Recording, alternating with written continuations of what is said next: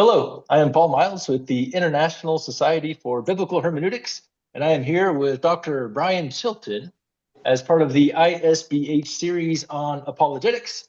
Dr. Chilton will be presenting a topic from his recent book, Semitic Residue. We can talk about that later. The topic is Signs of Early Oral Traditions Undergirding the Gospels. Dr. Chilton, thank you so much for joining us. Take it from here. It's my pleasure. It's so good to be with you all this beautiful morning or afternoon, wherever you may be. So the Semitic Residue is based upon my dissertation work, the PhD in Theology and Apologetics program at Liberty. I finished it back in 2000, actually finished in 2022 and walked in 2023. But all that being said, this actually, God in His sovereignty worked all this out in an amazing fashion because it's like it completed a loop. It completed a journey that I was on. And to understand what I'm talking about here, it really we need to go back to my story. So we'll get into that in just a few moments. But one of the big questions behind this research project is whether or not we can find signs in the Gospels that point that they're supported or undergirded by earlier oral traditions that predate the Gospels themselves. And the reason this is important is you have some critical scholars who purport the idea, and we'll get into this in a few moments as well. But some critical scholars purport the idea that the gospel writers weren't interested in preserving the material about Jesus's life or his teachings, that it was more along the lines of New Testament teachers simply teaching what they wanted and then putting Jesus as a name, attaching Jesus' name to it. And so that's where this research comes out of. It asks the question, did the gospel writers did they base the material on the God of the Gospels on earlier material that date back to the actual words and deeds of Jesus? So we're going to talk about today the need to search for early gospel material. We're going to look at some models that I use to test to see whether or not there are early oral traditions in the Gospel of Matthew. I was wanting to do all the Gospels. Dr. Purser, my chair, says, no, you got to limit this thing down or this thing's going to be 500 pages or more. So he limited me to Matthew, but I think since there's a crossover in Matthew to other Gospels that we can pair off of Matthew to see that this phenomena occurs, at least in the other synoptic gospels as well. We're going to look at 7 tests to examine the early nature of eyewitness testimony, look at the models that are used regarding the transmission of oral traditions. We're going to look at the scoring that I used to test 9 passages of scripture in Matthew's gospel, the results, and take a look at the apologetic impact of this material and what this does for our understanding of scripture, and really how I believe how it strengthens the reliability of the Gospels and the stories they tell us about Jesus. So let me go back to my testimony. So I was raised in a Christian home. My grandfather on my mother's side was a pastor. I actually came to know the Lord under his ministry. My grandfather on my dad's side was a deacon of the church, so we have a deacon and we have a pastor in the family. So, needless to say, for me, going to a church wasn't optional; it was mandatory. So I grew up in a strong Christian home. I was called in the ministry very early on at the age of 16. Uh, but around about the age of 18, I started developing an interest in the internal components of the internal components of the Gospels, internal components of the Bible in general. And so I came across this book by the Jesus Seminar called The Five Gospels. And according to the Jesus Seminar, they looked through the Gospels and they took this vote according to their own team to see what they believed were the authentic words of Jesus compared to those that they didn't. They labeled the authentic words of Jesus in red. They labeled the words that they thought were mostly those of Jesus, but with a little bit of influence of the gospel writers in pink. Those that were primarily the invention of the gospel writers with some influence of Jesus in gray, and then those that were not of Jesus at all in in black.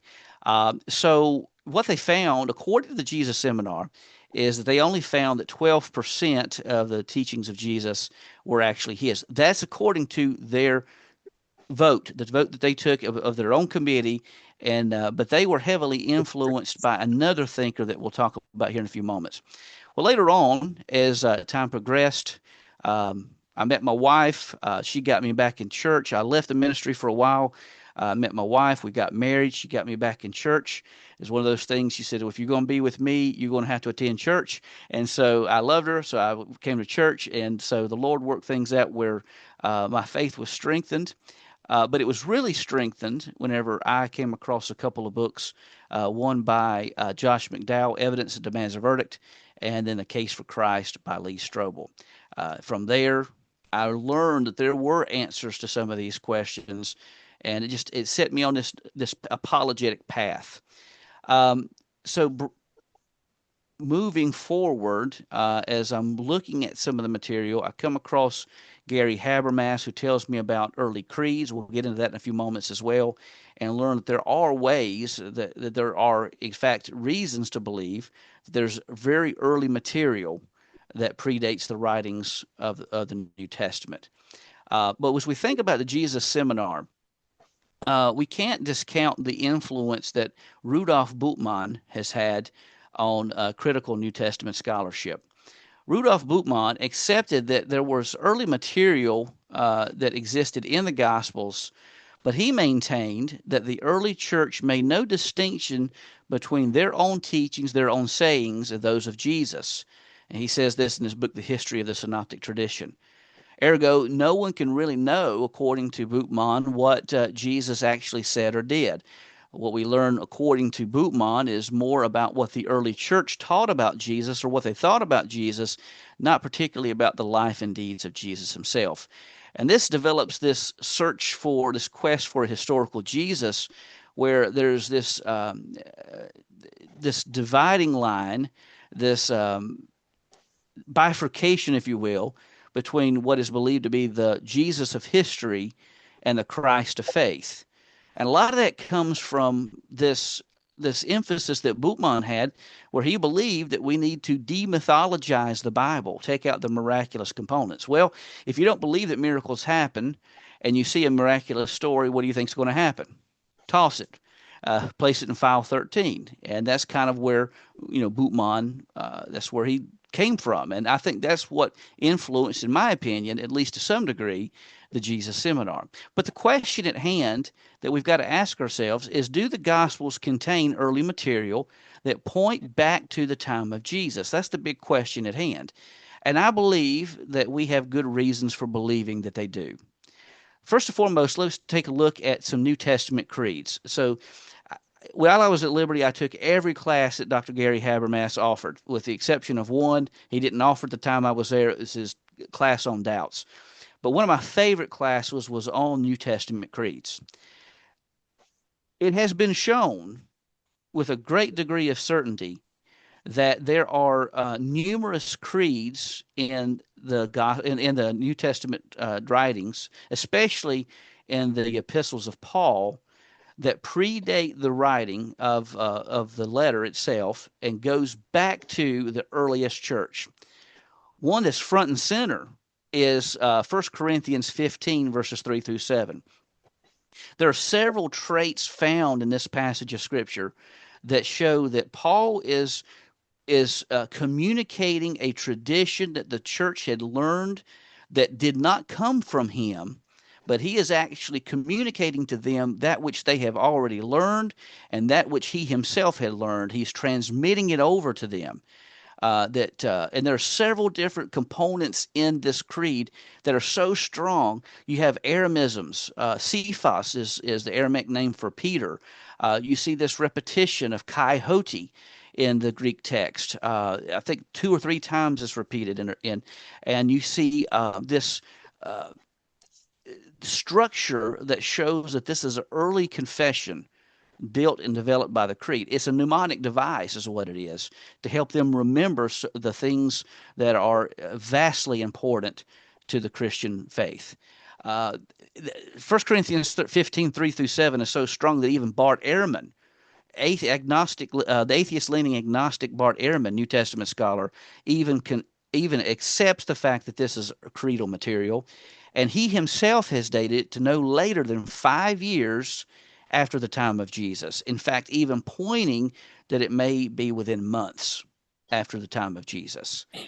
That's powerful. But we not only see 1 Corinthians 15, we see the passage in 1 Corinthians 11, which speaks, I use it whenever I officiate the Lord's Supper.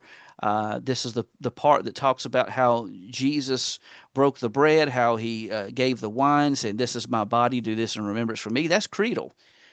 Some of these are confessions, like Romans 10:9, that if you confess with your mouth Jesus is Lord and believe in your heart that God raised him from the dead, you shall be saved. That's a confession. Uh, Even the Great Commission, if you look at number 29, the Great Commission is listed as being as part of this early material. The Philippians hymn, the Colossians 1, that's all listed as this early New Testament material known as the New Testament creeds. I think there's at least 44 that's been acknowledged. So we have this material already. The question is there anything in the Gospels that seem to suggest that it stems from early material? Well, the problem with the Gospels is that it only contains a few areas that are described in this creedal format. And I think a large part of this is due to its biographical and didactic nature. They're looking to teach about the life and ministry of Jesus and portray his teachings as well. So to discover early materials in the Gospels, we've got to look to oral traditions.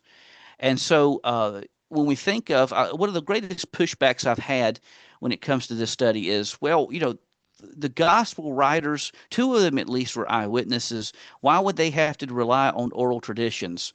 Well, there are good reasons for why they would have to. Matthew was an eyewitness, and I'm ascribing to the traditional viewpoint of who wrote the Gospels. Matthew is likely an eyewitness, uh, but he would have entered the discipleship later in the ministry of Jesus. So a lot of the things that happened with Jesus, he may have seen some, but he wouldn't have been in the inner sanctum of the discipleship at that time. So he would have had to rely on the testimonies of other eyewitnesses. Mark documents the testimonies of Simon Peter, but there's a lot of things in the Gospel of Mark that Simon Peter wouldn't be privy to. So, for instance, Simon Peter, he denies 3 times that he knows Jesus, but Mark tells us about some things that happened in the courtroom. So, to get that information, he would have had to rely on some other eyewitnesses as well. Luke is not an eyewitness. He would have had to rely completely on oral traditions from various sources. I think we even have good reasons for believing that Luke may have interviewed Mary, the mother of Jesus, to get some of the information about the birth of Jesus. John would rely, he's an eyewitness as well, but he would rely on oral traditions in addition to his own experience. He would have definitely known about the other gospels by this time, but there are still some things that he includes that he wouldn't have known. He would have had to depend on the eyewitness testimony of other people, such as the private conversations that Jesus had with Nicodemus, the private conversations he had with Mary and Martha and others, the woman at the well, many others that we could include there. So there is this element of oral traditions that's inescapable when we talk about the Gospels. So Max Wilcox wrote a book called The Semitisms of Acts. And Wilcox maintained that the sermon summaries in the book of Acts pertaining to the messages that Peter and Paul gave are largely summaries of early material that predate the book of Acts and go back to the actual teachings of Peter and Paul. There are several things that are found in these teachings that are not found in the rest of Acts, such as Aramaic words, Aramaic grammatical structures, connections with the Septuagint, a word order that largely is influenced by Semitic languages, parallels with other early prayers and resources, and so on. There's a lot he lists, but these are some of the main points. So if these things are found in the sermon summaries of Acts, do we find similar things in the teachings of Jesus? And the answer is a resounding yes, we do, big time. So I established 7 tests to look into early oral traditions or the early nature of some of these oral traditions to see if they are distinct from the times in which the Gospels were written. So even if you believe, which as I do, that the Gospels were written earlier than normally normally offered by critical scholars, I believe that uh, all 3 synoptic Gospels were likely written prior to AD 64 because it seems like Acts ends with Paul imprisoned. It doesn't talk about his execution. So that's right around AD 64 that would have happened. So Luke would be earlier than Acts. Luke relies some on Matthew and Mark. So those 2 Gospels would be earlier still. So I think we're looking at least Matthew and Mark being written in the 50s, Luke being written in the early 60s, Acts written right after that, around 64 AD. But even if that's the case, you're still talking about at least 20 years that have surpassed the time of Jesus. So there's a period of time, there's a gap even there between the time of Jesus and the time that the Gospels are written down. But as I'm looking at these things, I try to go back and see what are some elements that we would find in the earliest teachings of Jesus. And according to one of the readers, they suggested to weight these tests according to their prominence, how much impact they have on the bearing of early historicity. So I don't do this in the dissertation. If you read my dissertation at Liberty, it's not done there. But in the book, I use this weighted test to see how they fare. And by the way, I'm looking at doing more research into the Gospel of John and into the other Gospels using this weighted test. This will be what I go with future publications. So anyhow, looking first of all at unique rabbinic concepts connected with the Talmud. As the church is growing, it's growing in more of a Gentile environment. They're not going to be concerned with rabbinic theology.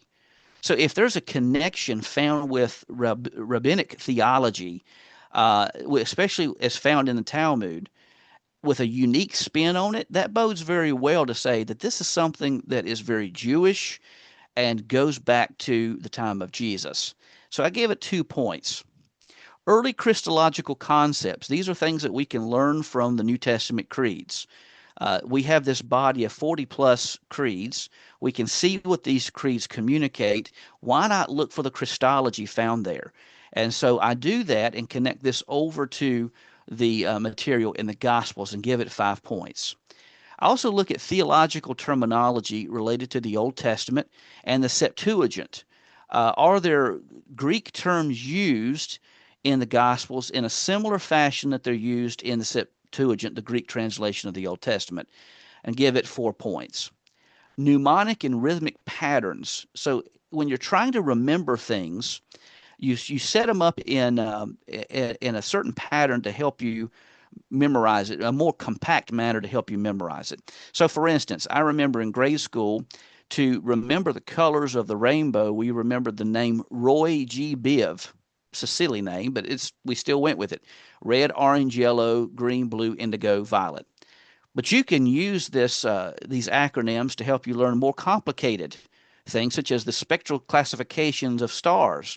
There's a phrase, oh, be a fine girl or guy, depending on your gender, oh, be a fine girl, kiss me. Weird saying, but those letters identify all the spectral classifications of stars from the O supergiants to the M red dwarf red dwarf stars, and everything in between. So these mnemonic devices, which is a very Jewish practice, would have helped the early church remember these important truths about the teachings and deeds of Jesus. Aramisms, these are Aramaic words either left untranslated or Aramaic terms or phrases, word orders, things that show a strong Aramaic influence, word puns that relate over to the Old Testament prophets, or that is very much Aramaic in nature. I give this 5 points. Cultural concepts of first century Israel.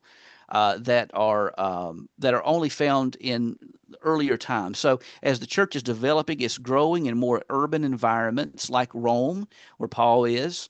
That's more of an urban area, but if the terminology, if the teaching talks more of a pastoral agrarian culture, of a Jewish nature, then that shows that there's something else going on. This isn't an invention of the gospel writer. This is, in fact, early material. And then structural patterns similar to New Testament creeds and sermon summaries are looked at and given 5 points as well. So I use the colors of a stoplight to determine how strongly these passages relate to the material that we set for it, the test that we've established for it. The traditional methodology is if it met 1 to 3 of these tests, I would give it a red light, meaning that there's some indication that there's early oral traditions found there. 4 or 5, I gave it the color yellow. There are good connections with early oral traditions, and 6 to 7 would be a green light. There are strong connections with early material. With the weighted example, 1 through 9, I gave it the red light. If it scored 10 through 19, I gave it yellow. 20 to 30, I gave it the green. So these are the passages that I examine in the book. I divide them up into 4 categories. I look at 2 passages in the Sermon on the Mount, the Beatitudes and the Lord's Prayer. I investigate 3 parables: the parable of the harvest, parable of the employer, parable of the bridesmaids, 2 Son of Man sayings: the exorcism and unpardonable sin, the coming of the Son of Man, and then 2 interactions that Jesus has with 2 groups of individuals. One where Jesus asks the question, "Who do you say that I, the Son of Man, am?" And Peter says, "Thou art the Christ, the Son of the living God." And then the interaction Jesus has with John's disciples, where they ask on behalf of John, "Are you really the Messiah, or should we expect someone else?" So looking through these tests, I found about every single one of these passages scored strongly, except for the parable of the harvest. And looking back on it, I think it probably should have scored in the yellow, because there is a chiasm that's happening there. I had a little bit of a debate with one of my dissertation committee members, and I thought it should be a 4. They thought it should be a 3, and I wanted to graduate with my PhD and get it over.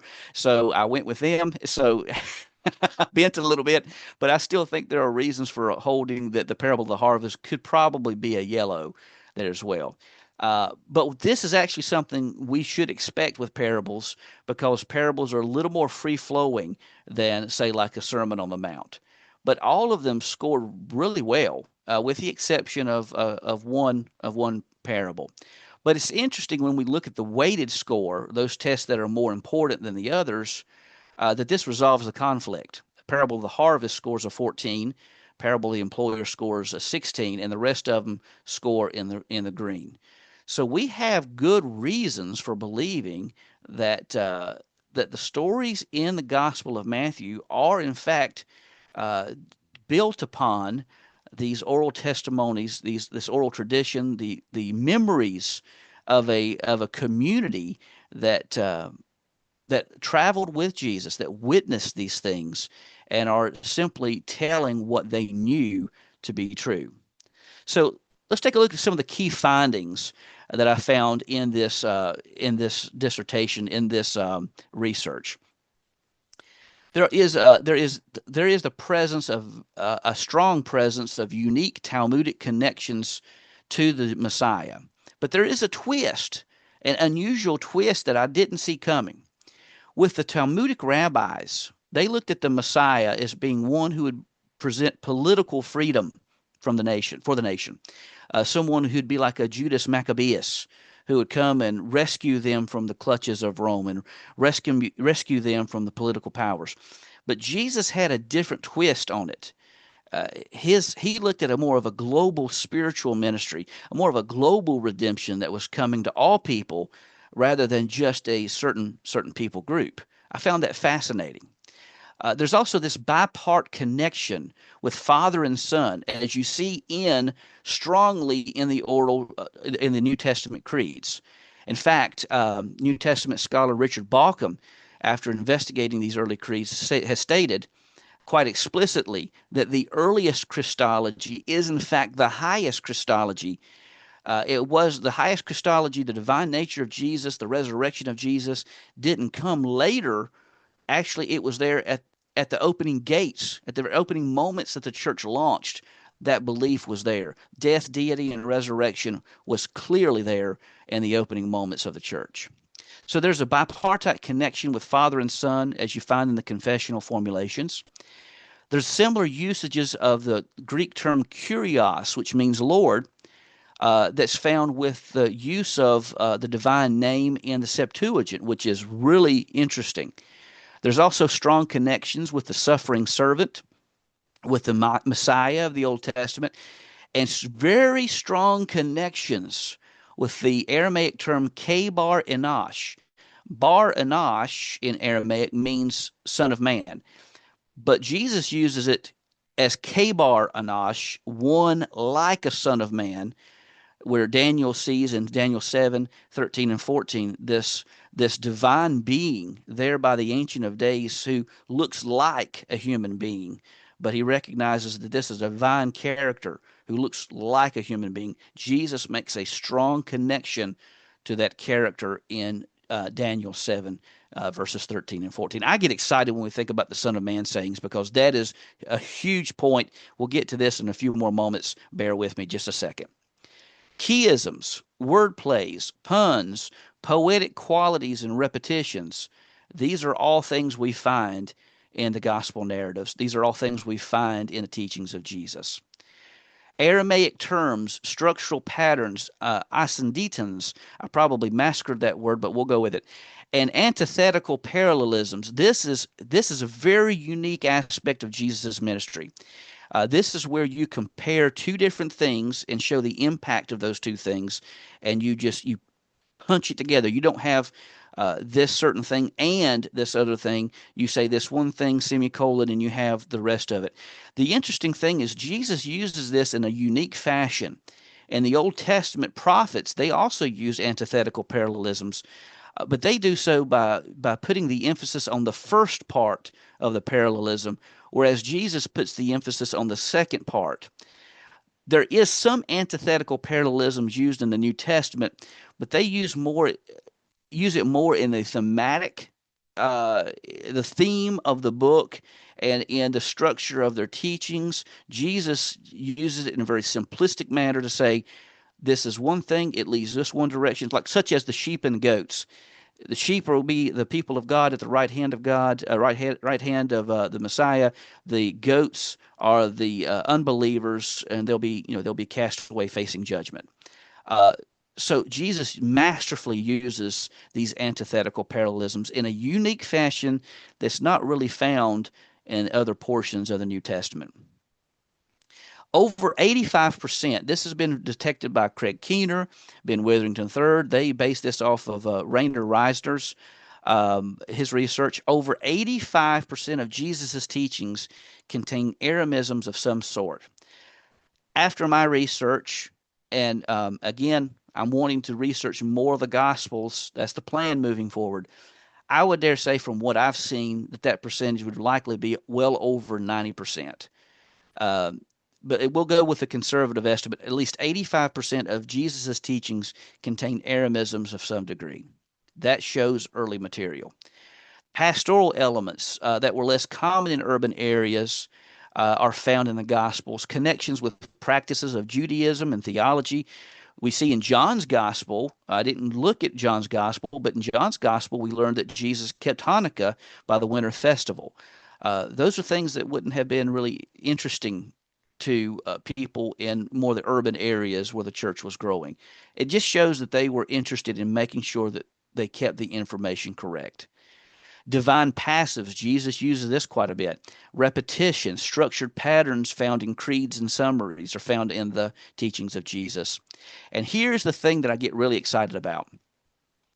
There's almost an exclusive use of the title Son of Man used for Jesus in the Gospels that it's not found in any portion of the New Testament outside of 4 occurrences. Son of Man is used only in 4 other occurrences outside the Gospels. 2 of them in Hebrews and I believe 2 Corinthians, they're quoting Old Testament material, so those really don't count. The only 2 places you see Son of Man used is one where Stephen is being executed, and he has this vision of Jesus coming to him, and he says, "Behold, I see the Son of Man coming in the clouds of glory at the right hand of power." So he's essentially quoting something that Jesus said. This is likely a sermon summary itself, a summary of what Stephen said, which is very fascinating. And then John uses Son of Man, the Kebar Enosh, in a similar fashion in Revelation, where he has the vision of Jesus in heaven and likens him back to Daniel 7, which is probably intentionally done, showing a connection to Jesus' teachings in the Gospels. Outside of the Gospels, though, and those 4 occurrences, you don't see the Son of Man used hardly at all, which is very interesting because Jesus uses this title for himself more than any other. That shows something very unique in the gospel narratives.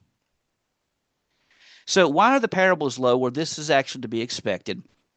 Parables are more free-flowing stories than historical narratives and theological teachings. So, in oral cultures, stories that have a little more fluidity to them, like parables, are a little less restrictive in how they're told. That doesn't mean they're not communicating the actual parable that Jesus gave.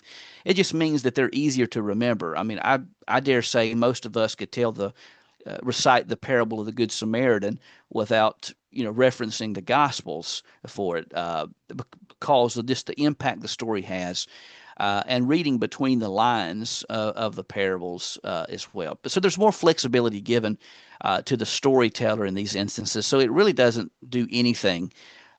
In fact, it only goes, I think, to prove even stronger that what we have in the Gospels are in fact oral traditions, the remembrances of eyewitnesses. So as we think about the models of oral tradition transmission, there's 2 axes we want to consider. The vertical axis speaks of formality versus informality. Formality means that there are a chosen individuals who oversee the transmission of the material. Informal means that there's nobody really chosen to oversee this oversee this material, that it's just more about the community at large. In my estimation, the more important axis is the horizontal axis, controlled versus uncontrolled. Controlled on the right side, uncontrolled on the left. In the uncontrolled format, the people who are transmitting the stories aren't interested in getting things right. Everything is far more flexible, with loosey-goosey, if you will, and they're not interested in communicating historical truth, communicating the things the way they actually happen. They're poor historians, is what it means. Whereas on the controlled side, it means that there are things set up that help, mnemonic devices, if you will, or word plays, things of that nature that help individuals remember these stories, and they're interested in passing along the material accurately. Now, unsurprisingly, Rudolf Bultmann would be in the informal, uncontrolled segment. Contra Bultmann, Birger Gardsson is in the formal, controlled school. He believes that the teachings of Jesus, the way they're communicated, shows a lot of connections to the rabbinic methodology of remembrance. He's got some pushback because there are some differences between the Gospels, and but he allows for that in his. I don't think he's given a fair shake, to be honest with you. But he allows that to happen in his material. Kenneth Bailey comes along, and he largely agrees with Gerhardsson, but living in Middle Eastern cultures, and especially in oral cultures, he picked up on some traits. A lot of his material is anecdotal, but it's still justifiable because he's showing what he experienced. And what he experienced is that the community itself preserved these traditions. And if the storyteller or the one communicating it, the Haflat Samir, I believe they're called, if they're not communicating the material correctly, the community is going to call them out and say, hey, you got this all wrong. So the community is a safeguard for the material. And then Michael Icona, I don't think he would necessarily place himself in this category of formal and controlled, but just according to some of his latest interviews, it seems like he allows for more flexibility than what Bailey and certainly Gardsson would permit. So just loosely putting him in that category, just to kind of give an is more illustrative purposes than anything to show you what would fit in that category. So my research showed something interesting, that it was definitely controlled. This information is definitely controlled, but it's more than just individual eyewitness testimonies. It is a community. But if we think about Jesus, think about this. Jesus called 12 disciples, but he also called 72 other disciples. That means there's 84 disciples who came under the direct training of Jesus. That is a community of individuals who would oversee this material. So I think that we see a called out community, a commissioned community overseeing this material. As such, I believe that we can argue for a semi-formal controlled methodology, where there's a group of called out individuals, all of them trained, some more than others, but a commissioned community of people who are overseeing the materials, who want to get it right, who want to ensure that future generations get it right, and they are concerned about accuracy. And I think that's what we see in the Gospels. So, what are some key apologetic takeaways? I know I've gone over my time, but give me just a few more minutes and we'll wrap things up. First and foremost, although good evidence suggests the Synoptic Gospels were written prior to AD 67, the oral traditions undergirding the Gospels can be said to have derived from the earliest memories of eyewitnesses dating back to the time of Jesus. I think we have early sermon summaries of Jesus himself found in the Gospels. The data also suggests that the material derived from authentic early memories rather than later inventions. There's something unique about the Gospels that we don't see in other New Testament literature. There are word plays. There are the antithetical parallelisms, the connection to the Son of Man, the Kabar Enosh, used almost exclusively in the Gospel, show that there's something early, ancient about this material that's not found in the other New Testament texts. There's differences between the Gospels, yes, but I believe that there are no contradictions when we consider that Jesus was an itinerant preacher who likely preached the same message numerous times with some minute changes.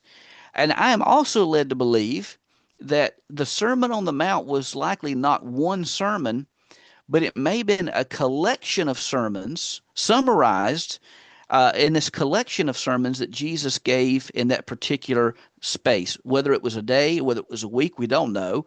But I believe there were a collection of sermons that he gave at that point in time.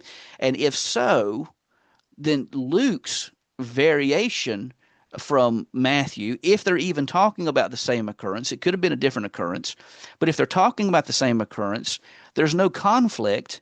They're just collecting different messages within that greater sermon given there on the mountainside that day, or week, or however long he was there. So, in my opinion, the gospel's reliability is only strengthened by the collaborative, self-checking methodology employed by the earliest Christian communities who desired to get things right about Jesus, because Jesus was not only their Messiah, he was, in fact, the risen Lord.